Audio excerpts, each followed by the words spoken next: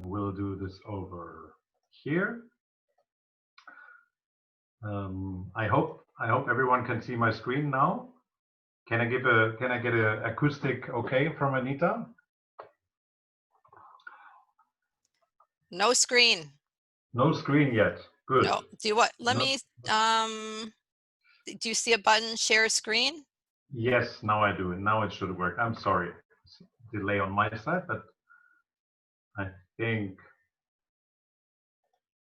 Are we good now? Yep, we're good. We're good to go. You can put your presentation in present mode if you don't want us to see the thing along the side.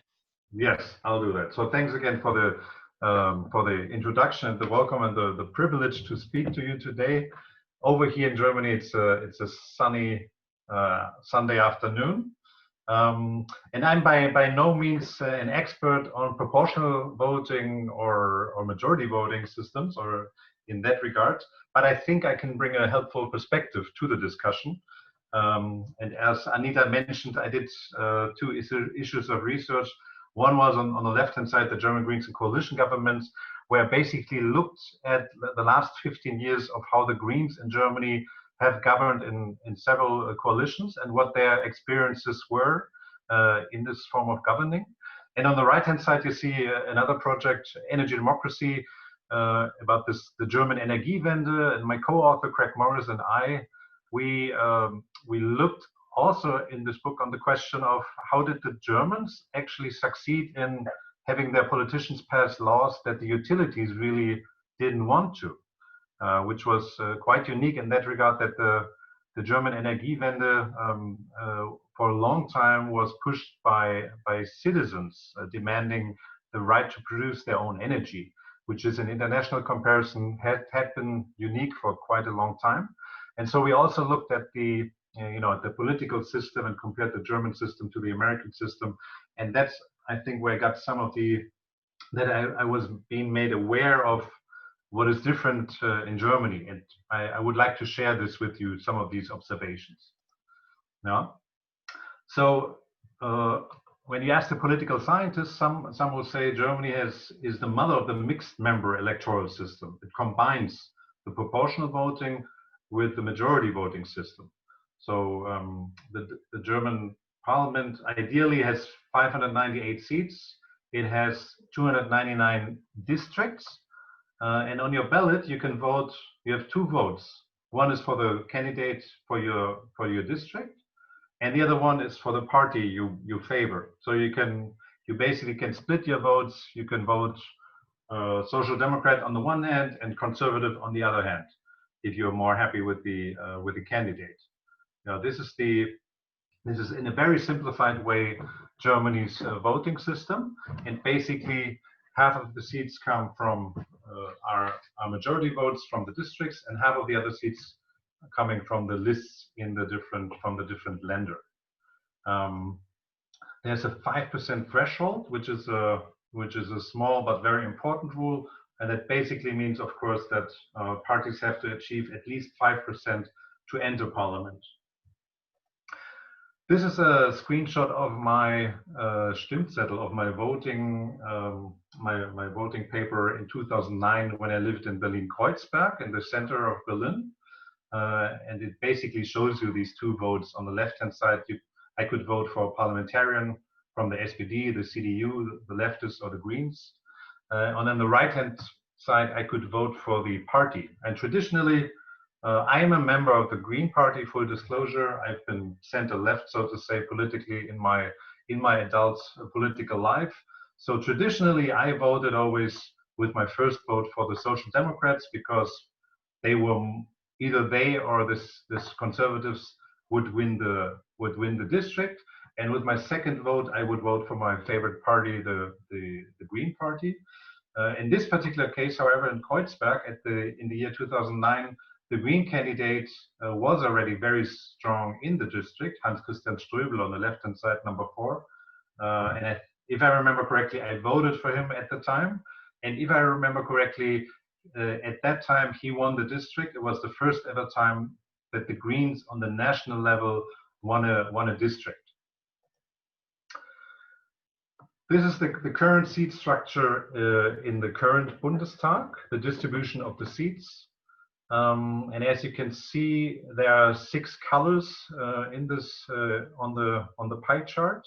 6 parties currently in the national government, in the national parliament, in the Bundestag. And right now, Germany has what we call a grand coalition. So between the CDU/CSU, the Conservatives, and the SPD, which are the Social Democrats. It's the black and the red part of the pie. So this coalition has a stable majority. And you can see, apart from these 2 parties, we have 4 other parties, the smaller parties, the AfD, which is the right extreme, right-wing populism party, the FDP, a pro-business party, the leftist party, and the Green Party. The most recent developments in the party system, I'll summarize the outcomes later on, but what we've seen here is two developments. One is that we do see a growing fragmentation in Germany's party system. With the AfD, it seems there's now a 6th party established on the national level. So it's already an indicator that this political system is open for newcomers to join. And another development, you see at the number of seats, we currently have 709 seats. And unless the laws change, we expect to have even a higher number of seats, up to 750 or maybe even 800 seats, which is quite an inflation and does not help the functionality of the parliament to work properly. But it's a result of the current voting system, which needs to be corrected, as our constitutional court has ordered several years ago. But the process of reforming this has been delayed and delayed over again. This table shows you a quick overview about the direct mandates and the land list. And I don't want to go too much into the detailed numbers, but I just want to give you an indication of what the parliament would look like if we didn't have proportional voting in Germany. You see the first column in the center is the direct mandates. And as you can see, the CDU/CSU, the Conservative Party, won 231 out of the 299 direct mandates. On the other hand, you see in the second column, the land list, that the smaller parties, the Alliance 90, the Greens, the Left Party, the Free Democrats, and the AfD, they won a total of 311 of these land lists, which is roughly 43% in parliament overall. If you took away all these, the small parties would only have 10 members overall in parliament, which is roughly 3% of the total. So it would make a huge difference if we had only direct mandates in the parliament and not without the Länder list. When we talk about the political system, this is, most of us, we tend to think about rules and the constitution and the rules and federalism that shape our political system, but it's also about the political culture and about ideologies that are being operated basically by parties. And to contrast the German system to a 2-party system, I wanted to show you basically a mapping of ideology of Germany's parties, which is not a detailed assessment of the party platforms. Also, it's more of a theoretical concept of trying to map where the German parties stand for. And basically, it shows 2 axes: the material axis coming from the left to the right, and the cultural axis going from bottom to top.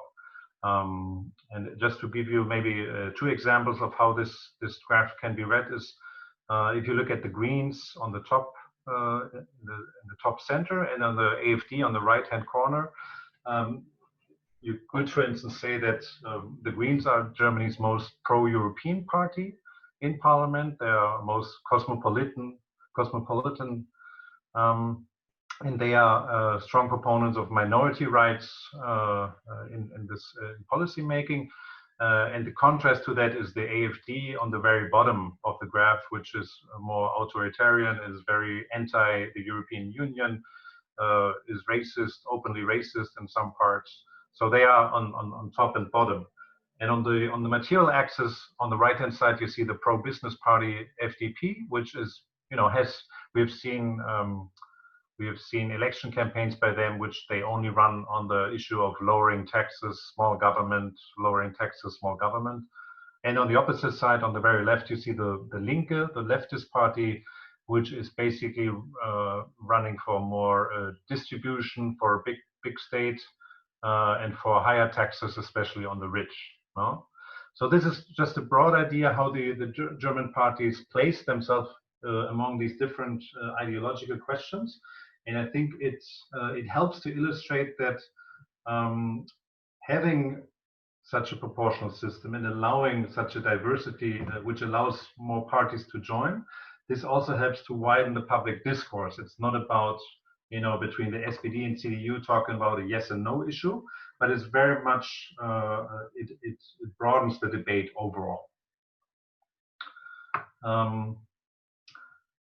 A second part of Germany's federalism, besides the national parliament, is of course the second chamber, which we call the Bundesrat. And our Bundesrat, you could compare it somehow to the US Senate, but there are no senators sitting in this chamber, but basically the governors of the states. So the Bundesrat is made out of the 16 state governments that are governing on the state level. And the different colors indicate the different parties. And the abbreviations of the two letters are standing for the states. So upper left-hand corner, Baden-Württemberg, upper right-hand corner, Thüringer.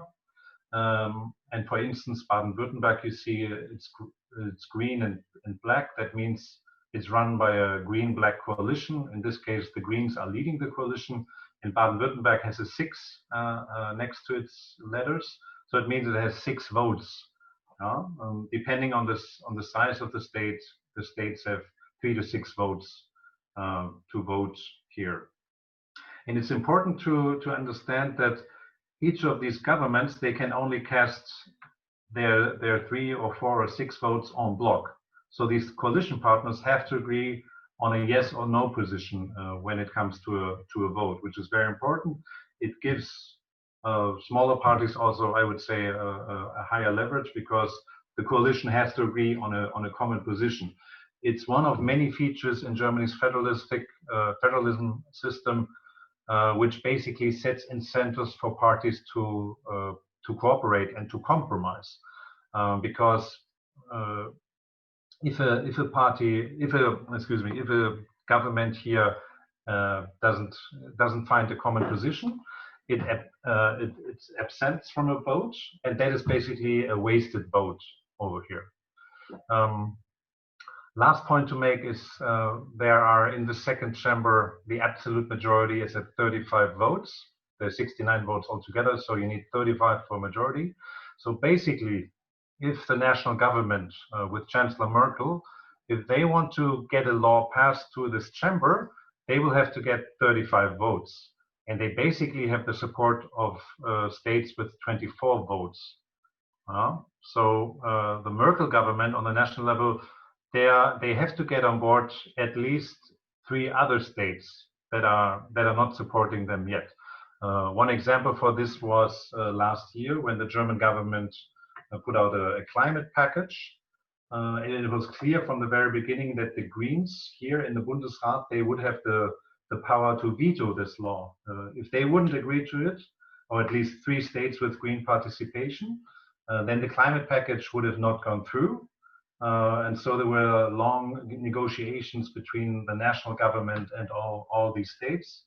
And in the end, the Greens managed to increase the carbon tax for the building sector and the transport sector through this mechanism. Even though on the national level they are in opposition, they are not part of the government, but because they are in so many state governments on the state level, they could change and they could improve the law. And as I said, I did my research on the Green Party. I could show, or probably other researchers can show similar maps to about other parties. But I just wanted to illustrate this for you so you have a better understanding how allowing small parties to join has an impact on policy making. So this is a map of Germany showing those states where the Greens are part of the government. For instance, on the top level, Schleswig-Holstein, you see there are 3 parties in this government, the Conservatives, the Greens, and the Liberal Party. On the bottom part, you see Baden-Württemberg, that's where I'm speaking from today, with the Greens and the Blacks in a coalition. So the Greens govern in 11 out of 16 states, and in some of these states, they are part of the government with maybe 6% or 8% of the vote, while in other states they're much stronger. In my home state, in Baden-Württemberg, the Greens won 30% at the last election. So you can also tell that there's quite a diversity even within parties and what their needs are once they're entering a government. And quite a recent development, if you compare this to 20 years ago, is that the German parties have to cooperate across the political spectrum. So the Greens are in 11 governments in 11 different constellations. 6 times they govern with the Social Democrats, basically with the center-left, and 5 times they govern with the center-right, with the Conservatives. So this is the character of these coalitions.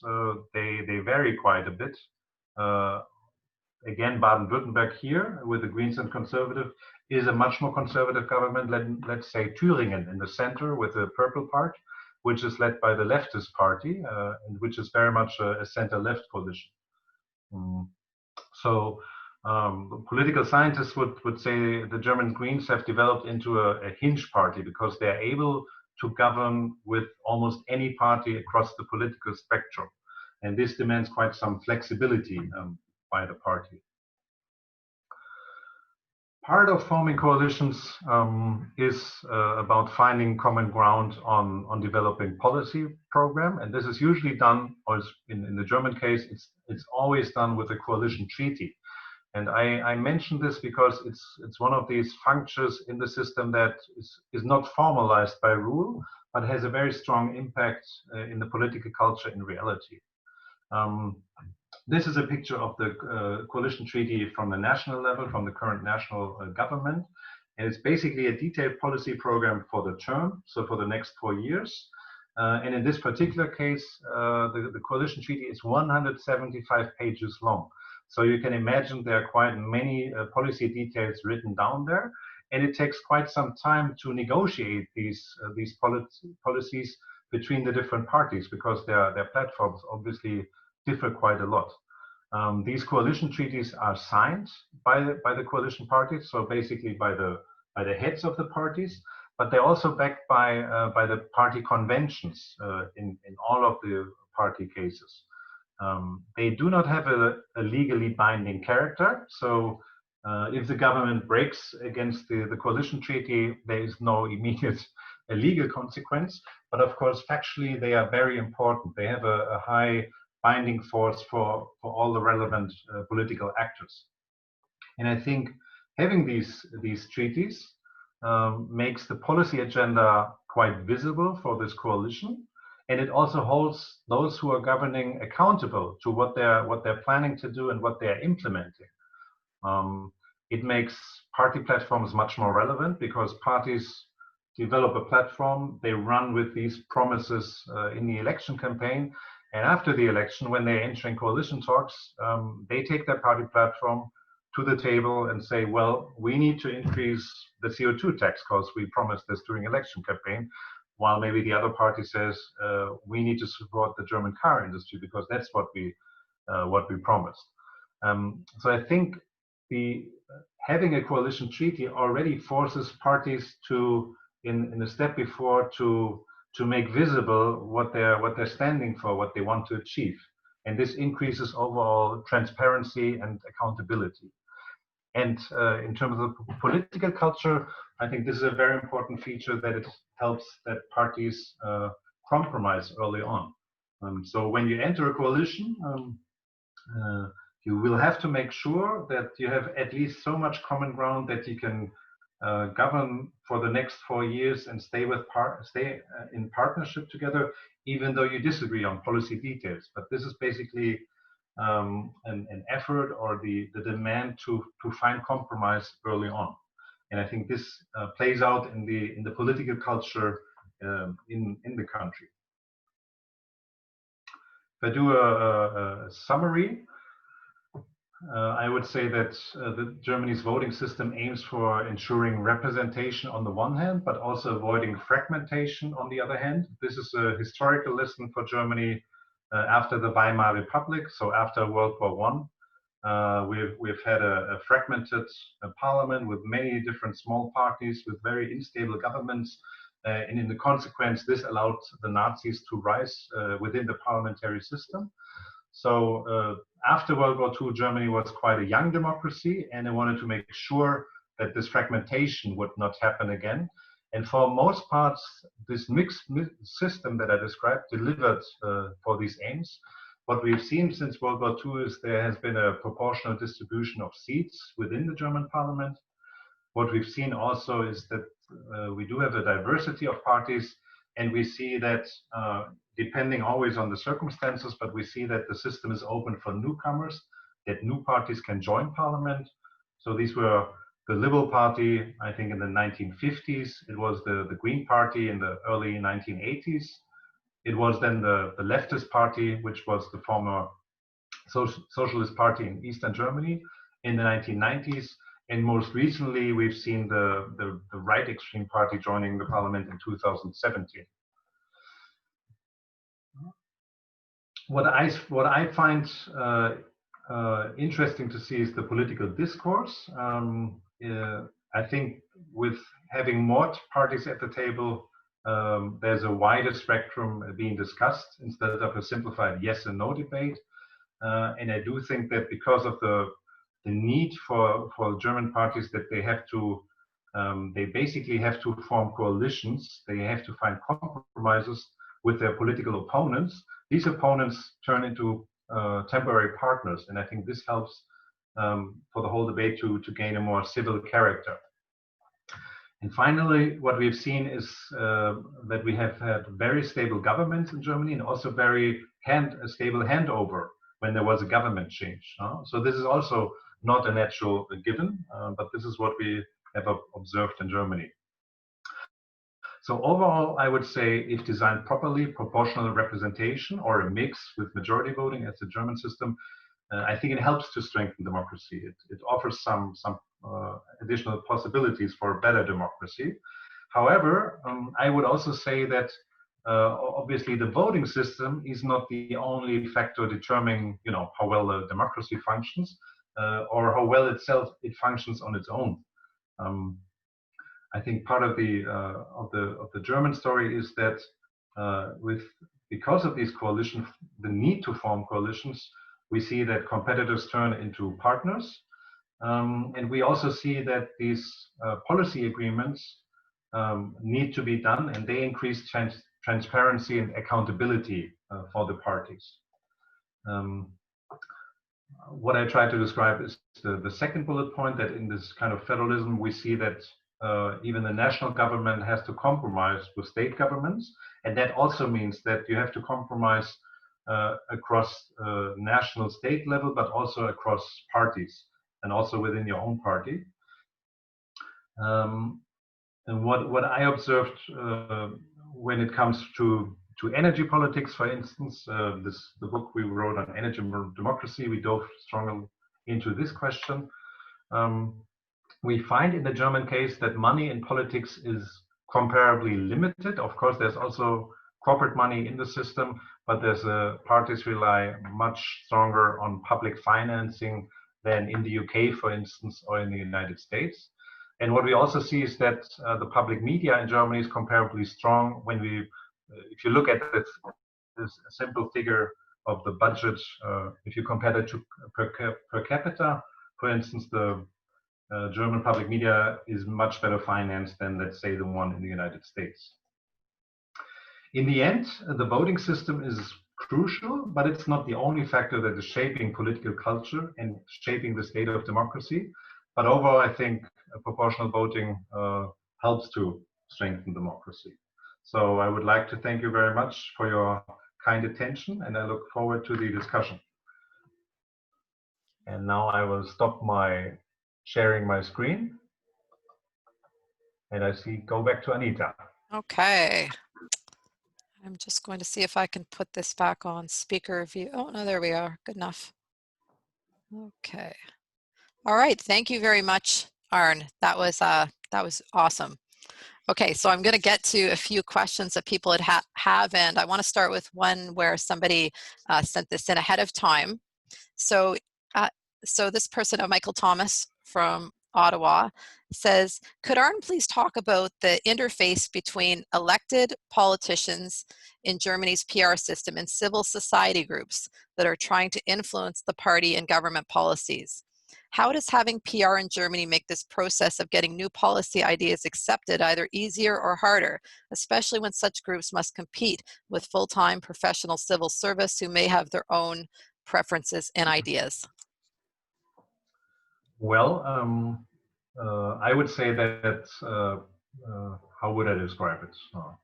I think for one, as I indicated, the party platforms are quite relevant in Germany because they will eventually end up being in the coalition treaty and they will end up being government policy.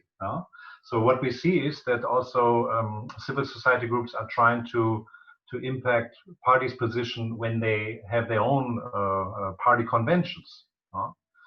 Because they know that these kind of policy platforms are relevant and they could end up in government policy. But in the end, I would say, obviously most direct, the most often attempts to impact policy making happens when parties are in office, when they are in parliament. So that is traditional lobbyism, so to say. And that doesn't matter if you're an NGO or a corporate interest. You try to talk to a parliamentarian, get meetings with them, and try to change their mind. So that is, there are obviously some strong similarities to other voting systems. Yeah, it's kind of interesting because a lot of these governments that you put up are three-party coalitions. Mm-hmm. It's when you're an advocacy or activist group before an election, there's just a lot more potential that your ideas are going to actually flow into the next government because there's more than one party running the next government. It's also more challenging because you have to pick who you talk to, and for instance, that let's say you want to. Let's say Fridays for Future is a big civil new movement in Germany, the climate activists, the youth groups, and obviously they know in the political system that the Green Party is somewhat closest to their position, but it's not identical, of course. But Fridays for Future have to then choose who do they lobby, who do they target for a weak climate package, and we just have Germany just passed a new coal phase-out law.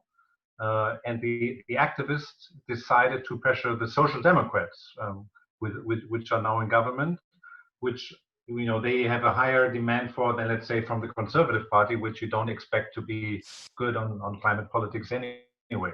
So the kind of coalition formation also gives you different access points to make your point, and you always have to evaluate where can I put out most pressure. Does it really help to tackle the conservatives, or should I tackle the Social Democrats in this case? Okay, so another question here from Jennifer. She says, because parties know they will need to compromise if they form government, do you see the same hyper-partisanship that might best be shown in the USA, although not to say Canada and the UK isn't mired in it too? But is Germany far less likely to disagree with every single thing said by the other parties?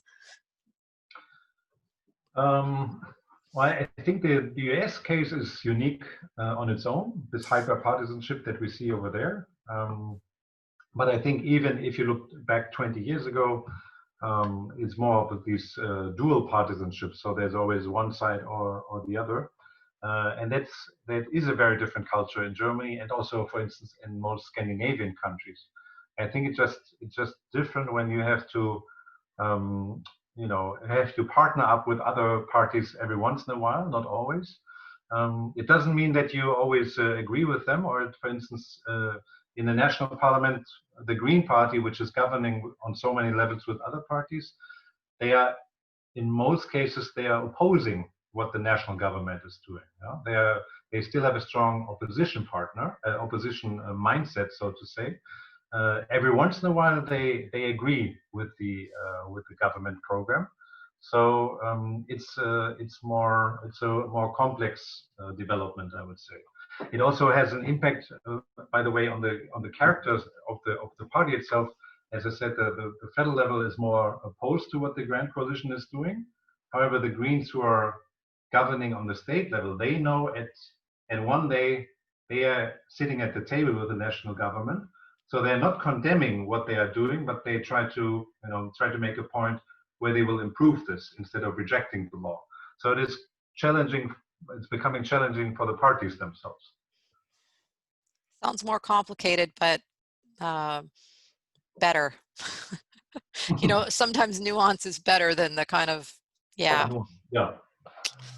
I am seeing Jane asking, what is the distribution of representatives in terms of males and females and representation from immigrants? I guess we could say minorities. So I guess the question really is has the proportional representation system with the party lists helped improve female or diverse representation? I would have to look up the data for this. My gut feeling would be that what I know is that the German parties differ in their own membership when it comes to gender questions. So among the parties, on the one hand, on the one side of the spectrum is the Green Party, which has more than 50% of its members are female, are women.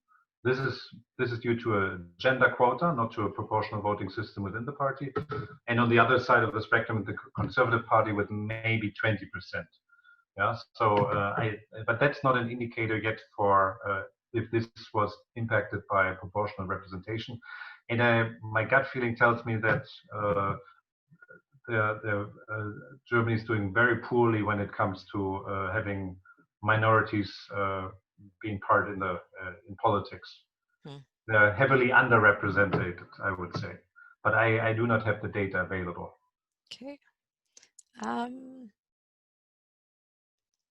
Okay, so somebody, actually, this is a good question here. John Davidson.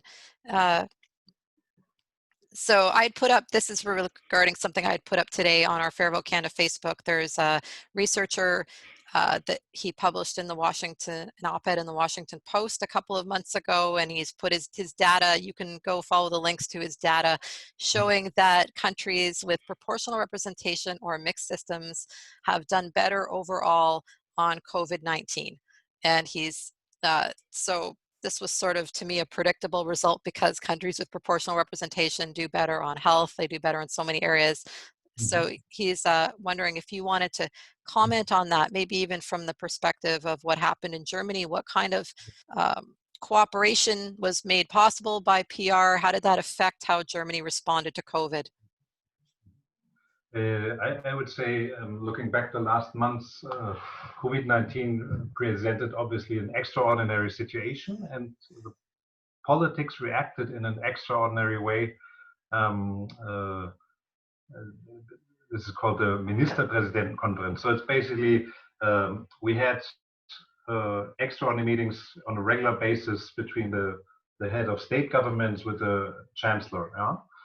This is usually done maybe twice a year in normal times, and this was done twice a month during the crisis. And this was needed because Germany's federalism, there are different responsibilities for the national level and the state level. And to have a unified and common approach, it was needed to have these agreements that national government and state governments would implement similar regulations. And this worked quite well in the beginning, I would say. There was a strong effort by to find a common ground among the 16 states. But on the other hand, we saw then after the first 2 months, we saw that different heads of state governments try to use this to present themselves more progressive or more advanced, more ambitious, more open, because there were elections coming up, and so this is not. It doesn't protect you from party competition. These kind of mechanisms, yeah. I think it shows in both ways, but overall, I would say, if I do an international comparison of my impression about international governments, I think the German government has done well so far. Okay, there was media. Okay, so somebody did a question here about the media. I think I actually saw a couple of questions about the media. And you mentioned, I just wrote this down when you were talking, about how because of PR, it widens the public discourse, is what you said. So I'm curious to know how, can you give us an example of that and how that might play out in the media, and make some comment about the sort of media that voters see during elections in Germany as compared to maybe some other places with winner-take-all systems that you've been to, the different kind of media conversations and citizen conversations that go on? So, sorry, Anita, was it only media, or did you also raise the question of money in politics? I didn't say, but you can touch on that too if you want, money in politics, for sure. I think we are interested in both. For instance, you mentioned the public financing of political parties and that sort of thing. So if you wanted to touch on that as well, but I'm really interested in how proportional representation changes the public conversation at election time, what people get to hear about, what they're talking about, how they make decisions, that sort of thing. So coming to the concrete question of media and financing in a bit, but your last point, I think what is striking is that it is, let's say we have a 6-party system here in Germany. Yeah, these parties are not running to win the absolute majority. They are not trying to be somewhere in the middle and mobilizing whatever they can, but they try to mobilize their constituents. They try to mobilize those out of the 100%. Maybe the Greens or the FDP, they think maybe we can get 20%. So they try to target those, and they try to raise issues that are mobilizing people. And those are very different issues from a Big Ten party that tries to hit for the middle. And it allows parties to drive issues into a campaign that otherwise wouldn't be there if you had only 2 parties. And small parties are using this very much.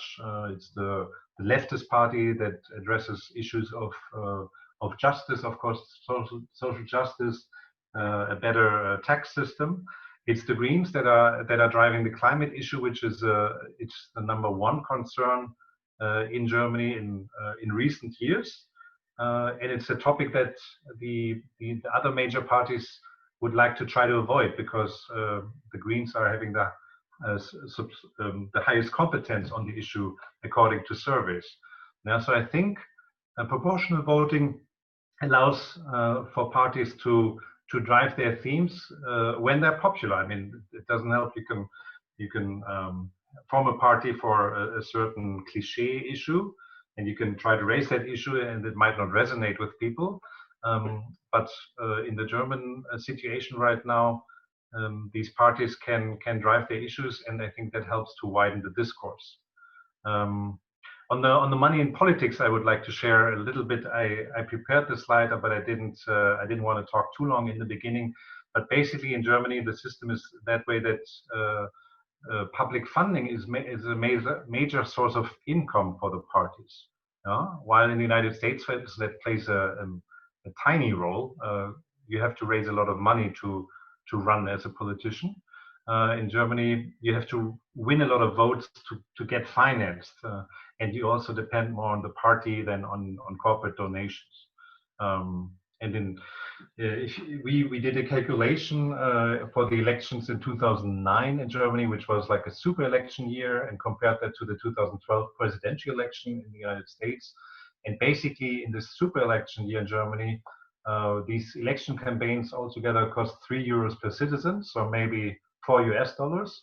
And in the United States, the money only for the presidential election was at roughly $20 per citizen. So basically a factor of 5. And I think it's just, it's just telling I mean, the United States is an extraordinary case. There's just a lot of money in politics, and it doesn't need to be that way. Yeah, it doesn't need to be that way. Let's put it that way. So somebody has a question. You mentioned in your presentation, and I've been sort of following this very marginally in the media out of Germany, the thing about if they don't, that because of the overhang, the legislature just keeps getting bigger and bigger. It's ballooning like an elephant, and the parties can't agree on how to fix it. I'm sure there's some partisan self-interest behind that. Can you talk to that and just explain to people briefly what's going on, and that this doesn't necessarily come with proportional representation? Because you adopt a proportional system, it doesn't necessarily mean that your legislature is going to keep getting bigger. This is a thing unique to Germany's design. Right. Right. And I mean, the Germany's voting system has been changed over the years several times, mostly slight changes, but for instance, the 5% threshold has been introduced only later on. The reason we have inflated numbers of seats is the growing party system, that we have now 6 parties, and it's related to the fact that the conservatives win most of their seats through the districts. If I go back to the numbers, they won 231 direct mandates, the Conservative Party. Yeah. However, they have had only I'm not sure if I'm getting this right in English, but basically they won so many direct mandates that they ended up with having too much seats in the parliament, and that's why then the other parties, you needed to add parliamentarians from the smaller parties, so you come back to the original share of the list results. I'm not sure if you can follow me, but it's basically the growing mismatch between the direct mandates for the big party and the growing votes that the smaller parties have. And there is definitely a partisan issue on this, because the Grand Coalition, or the Conservative Party, has been governing since 2007, so for 13 years. I think the court ordered that the law needs to be changed in 2013, so 7 years ago. And in the last 7 years, there has not been a serious attempt by the Conservative government to actually change the law. There are recent debates, but just 2 days ago on Friday, the opposition parties, they all got together, not the right-wing extreme, but the pro-business party, the Greens and the leftists, and they came up with their own proposal of their own to fix this, but the Grand Coalition would not allow this to be debated. So it's somewhat a dysfunctionality, I would say. It's highly partisan, unfortunately, and in a good democracy, this should not happen. This should be fixed soon. It has been ordered by the court 7 years ago, and is not being yet fixed. So it's getting problematic, I would say. And Germany is having its next election in September 2021. So we are running out of time, and we could end up having a parliament with 800 seats. And I think the only country in the world with such a large numbers, either China or North Korea. Yeah, so Germany is not really doing well on this matter. I just want to sort of comment to say that even if you're not following the mechanics of this, it's okay. The takeaway is anything to do with electoral reform, even when it sort of seems like a small common sense or court-ordered issue, it gets right into partisanship right away, because the parties have their calculators out. They know exactly what each little change is going to cost them, and it makes it almost the hardest issue to come to an agreement on, because their self-interest is involved. And I think we can understand that story over here in Canada. Okay, so there's a couple of questions. So somebody's saying there's no big tent party. Is that not fragmentation? So can you clarify that? Germany does have two traditional big tent parties. Right. Is that right? Right. So the conservatives and the social democrats used to be the big tent parties, and the social democrats have lost this for sure. But I mean, the conservative have are down to maybe mid. They used to be down to mid 30% range, but now with COVID-19 going up again because the Merkel is highly popular, we will see how that changes. But I mean, it's a research field within political science within the German departments. If we've seen the end of the Big Ten parties or not, but given that we have 6 parties today in parliament, they are just not as big as they used to be, and there's a shift in demographics that is underlaying underneath. So I think the overall assumption, I would tend to the assumption that the time of the Big Ten parties is over.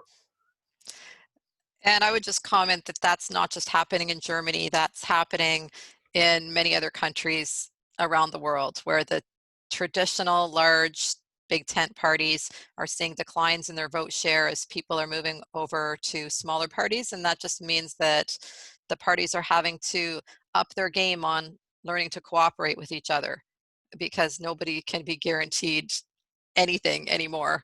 And this sort of ties into something that I saw in the summary of your book. You were talking about populism. So one of the things that we hear from opponents basically is because proportionality allows the far right party to get its proportional share of seats.